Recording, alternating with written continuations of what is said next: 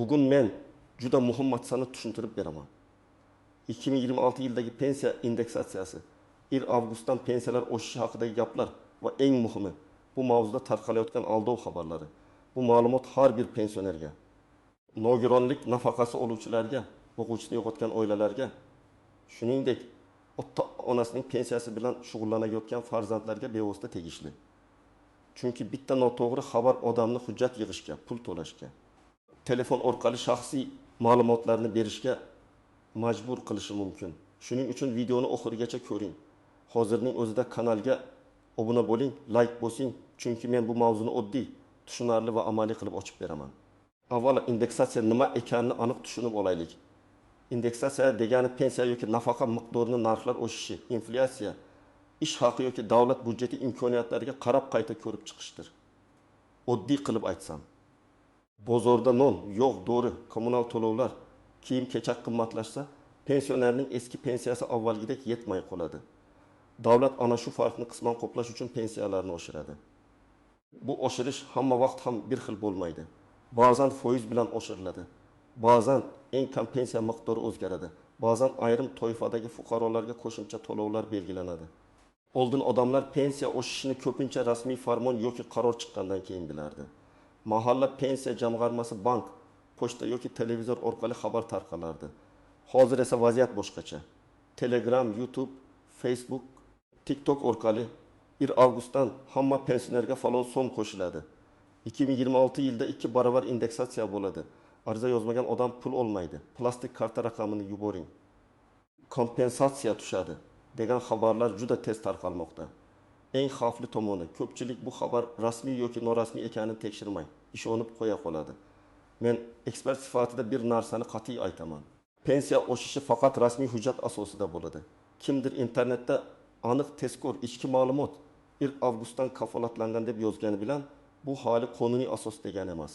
Agar prezident farmoni, hukumat qarori, pensiya jamg'armasi yoki vakolatli davlat organining rasmiy e'loni bo'lmasa, bunday gaplarga ehtiyotkor qarash kerak.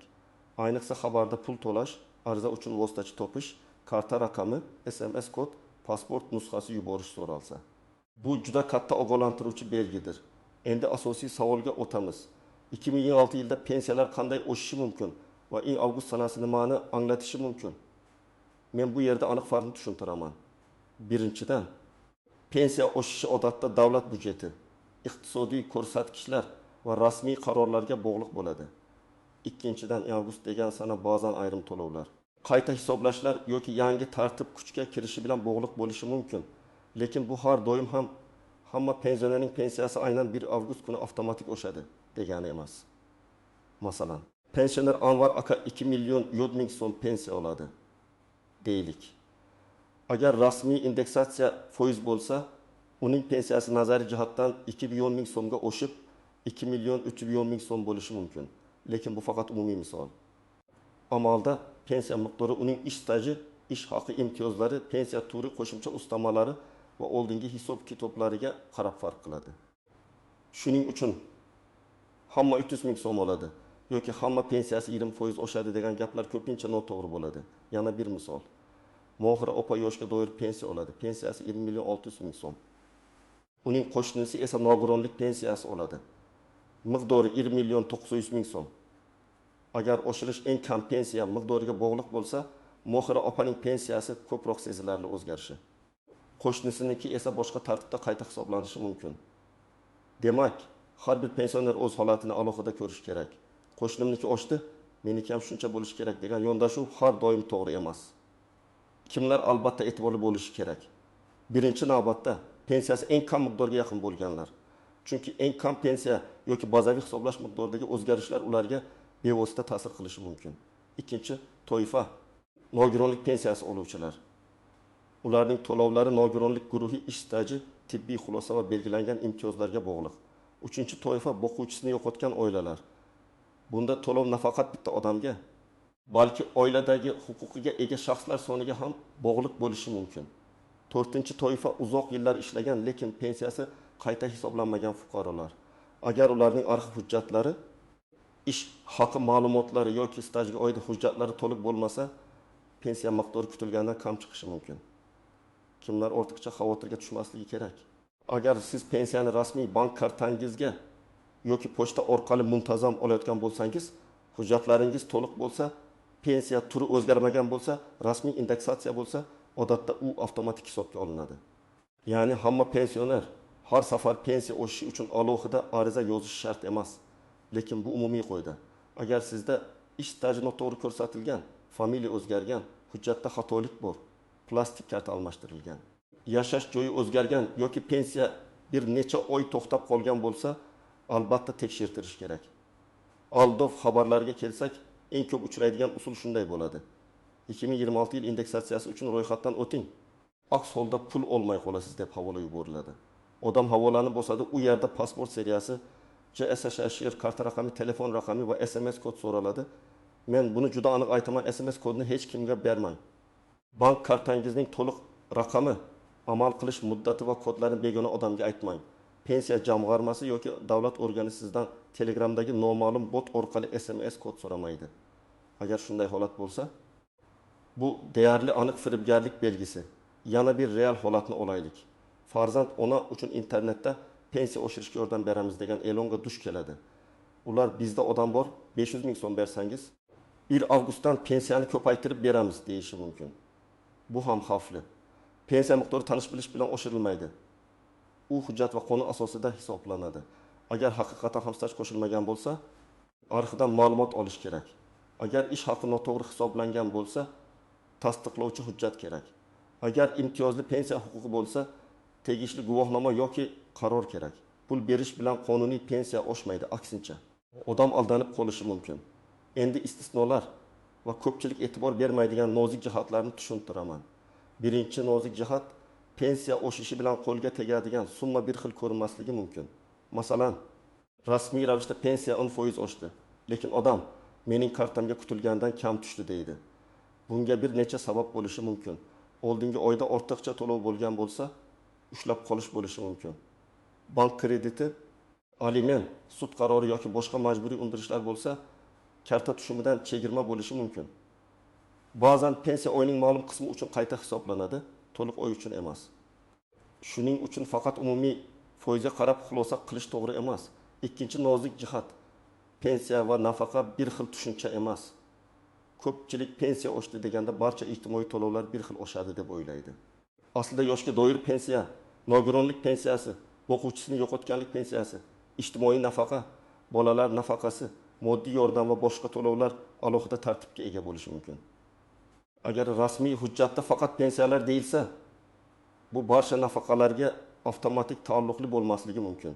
Agar hujjatda pensiyalar, nafaqalar va boshqa to'lovlar deb alohida sanalsa, unda qamrov kengroq bo'ladi.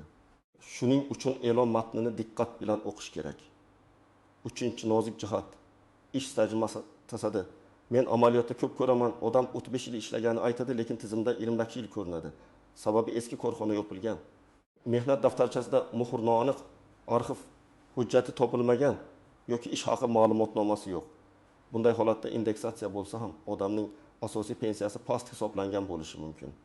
Ya'ni indeksatsiya past hisoblangan summaga qo'llanadi. Misol uchun, aslida 2 million 400 ming so'm bo'lishi kerak bo'lgan pensiya hujjat yetishmagani uchun 1 million 900 ming so'm hisoblangan bo'lsa, 10% oshganda ham 190 ming so'm qo'shiladi, 2 ming so'm emas. Shuning uchun staj va ish haqi hujjatlarini tartibga keltirish indeksatsiyadan ham muhim bo'lishi mumkin. 4-chi nozik jihat, ishlayotgan pensionerlar. Ayrim odamlar men pensiyadaman, lekin ishlayapman, menga oshmaydi deb o'ylaydi. Boshqalar esa ishlasam ham hammasi bir xil oshadi deydi. Bu masalada har doim amaldagi qonunchilikka qarash kerak. Chunki ishlayotgan pensionerlar bo'yicha tartib yillar davomida o'zgarib kelgan. Ayrim to'lovlar to'liq, ayrimlar cheklangan yoki alohida hisoblanishi mumkin. Agar siz pensiya olib rasmiy ishlayotgan bo'lsangiz, albatta o'z holatingizni tekshirtiring.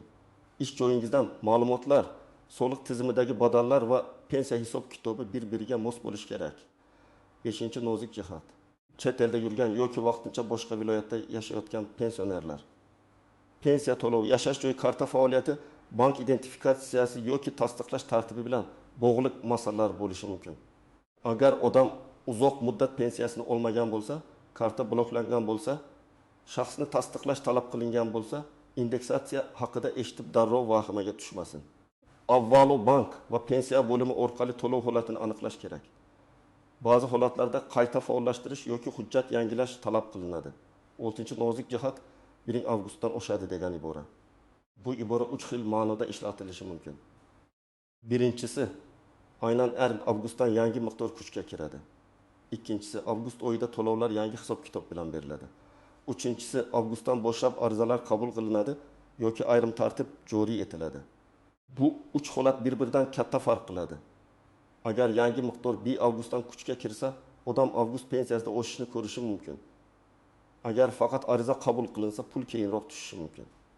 Agar qayta hisoblash bosqichma-bosqich bo'lsa, hamma bir kunda olmaydi. Shuning uchun sarlavhaga emas, rasmiy matga qarash kerak. 7-nozik jihat qarzdorlik va ushlab qolishlar. Ko'pchilik pensiya oshsa, qo'liga to'liq oshgan summa tegadi deb o'ylaydi.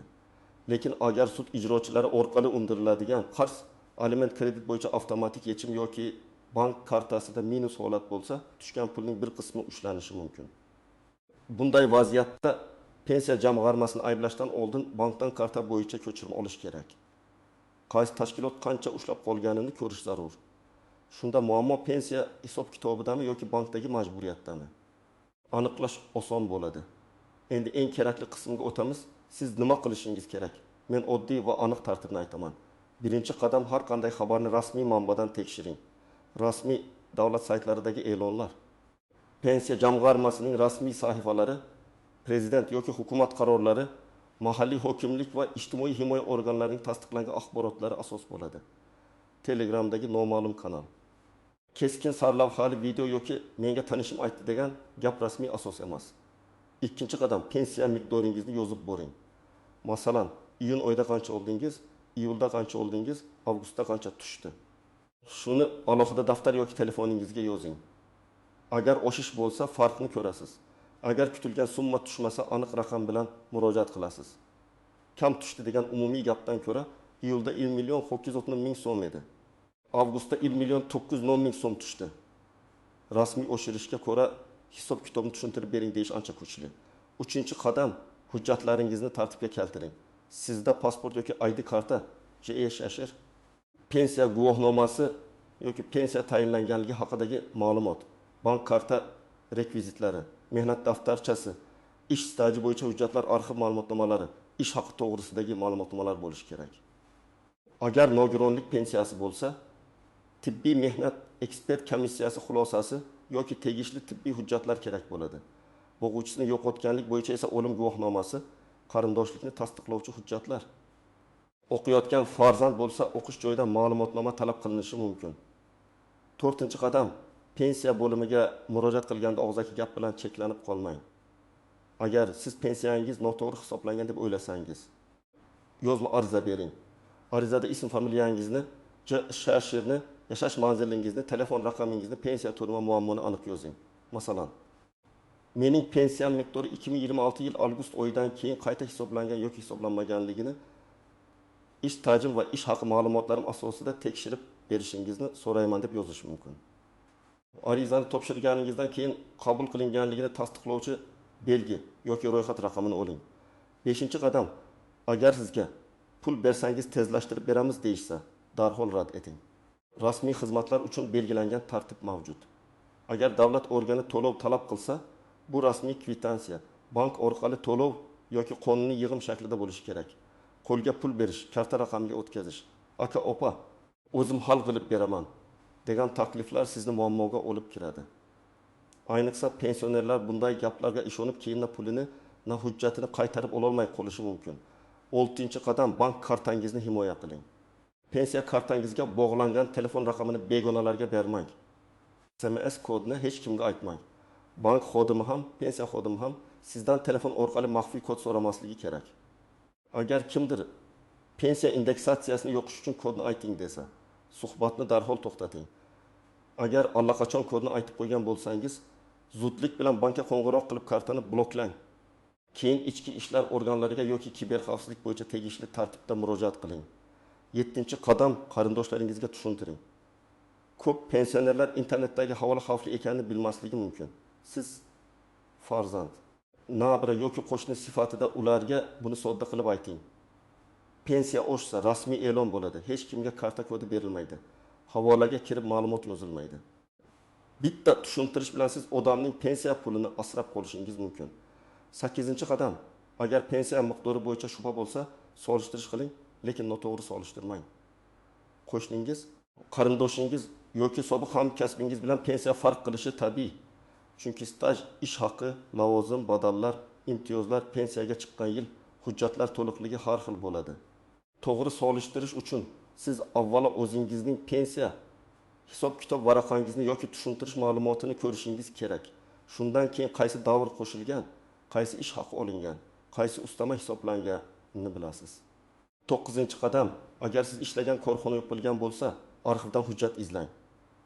Bu ko'p vaqt olishi mumkin, lekin natija beradi. Ba'zan bitta arxiv ma'lumotnomasi pensiyani sezilarli oshiradi. Masalan, odam 1995 yildan 1995 yilgacha ishlab, hujjati to'liq kiritilmagan bo'lsa, 10 yil staj hisobga olinmay qolishi mumkin. Bu esa pensiyaning asosiy miqdoriga ta'sir qiladi. Indeksatsiya esa keyin ana shu asosiy miqdorga qo'llanadi. Shuning uchun faqat 2026 yil oshishini kutaman deb o'tirmasdan, o'z pensiya hujjatlaringizni tekshirish ham kerak. 10-qadam, har bir rasmiy javobni saqlang.